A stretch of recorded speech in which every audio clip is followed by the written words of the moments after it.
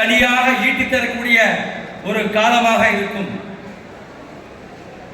ஆகையால்தான் அந்த மரத்தில் உள்ள அந்த காய்கனிகளை எல்லாம் இன்றைக்கு நமக்கு பச்சடியாக கொடுத்தார்கள். இந்த நுழைவாயிலே இனிப்பு, காப்பு, ஓர்ப்பு, தோற்பு என்று ஏன் எதற்கு கொடுத்தார்கள்? நம்மளுடைய வாழ்க்கை இன்பம், துன்பம், துரோகங்கள் எல்லாம் நிறைந்தது நம்மளுடைய வாழ்க்கை பயணம். அந்த பயணத்திலே பயணித்து நாம் வெற்றி பெற வேண்டும் என்ற ஒரு எண்ணத்திலே நமக்கு கொடுக்கப்பட்டதுதான் இந்த பச்சடி.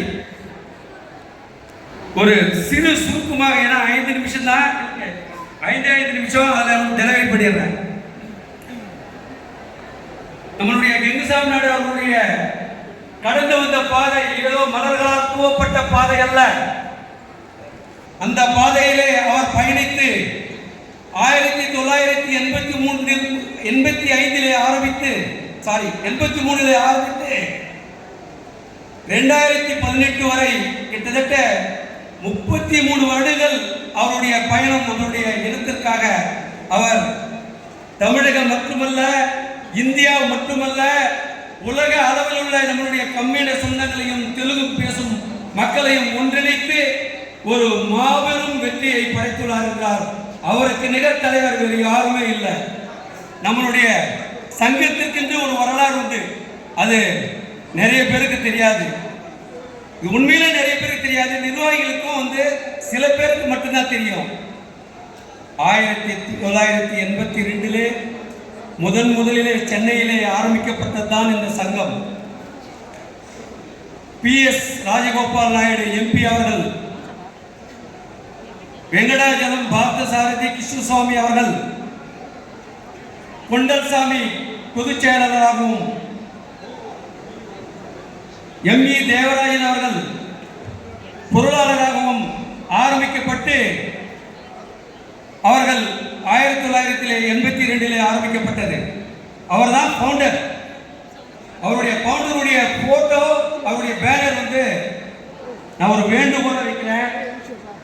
எல்லா மேடையிலையும் எல்லாருக்கும் தெரியல போட வைக்கணும். அவர் தான் முதல்ல ஆரம்பிச்சாரு இந்த கம்ம ஜனசங்கம்னு சொல்லிட்டு. அதுக்கப்புறம் தான் கம்ம நாயுடு மகா ஜனசங்கம் சொல்லிட்டு மலர்ந்தது. 1985 18/8/1985 நமது தலைவர் அவர்களுடைய, அதுக்கு முன்னாடி 83 சிறப்பு அழைப்பாளர் வருவார் கெங்குசாமி நாயுடு அவர்கள். கம்ம ஜனசங்கத்துக்கு சிறப்பு அழைப்பாளர் பேசிட்டு போவார்.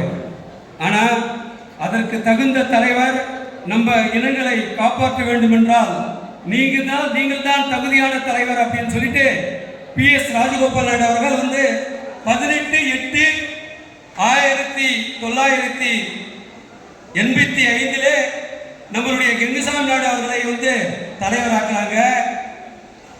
ராஜகோபால் நாயுடு வழி முன்மொழிய மற்ற செயலாளர்கள்லாம் வழிமொழிகிறாங்க. இது வரலாறு. ஆகையால தயவு கூர்ந்து அவருடைய பேனர் தலைமையிலும் சரி, எந்த இடத்தில் நடந்தாலும் தோற்றுவித்தவரை மறக்கக்கூடாது.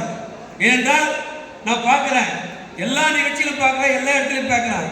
யாருன்னா அவருடைய முகத்தை நீங்கள் பார்த்துருக்கீங்களா? பார்க்கல. இது நான் மேடைக்கு சொல்கிறாங்க, மைக்கு கொடுத்தாங்கன்னு பேச வரல. அவர் தான் முதல்ல தோற்றுவித்தவர்.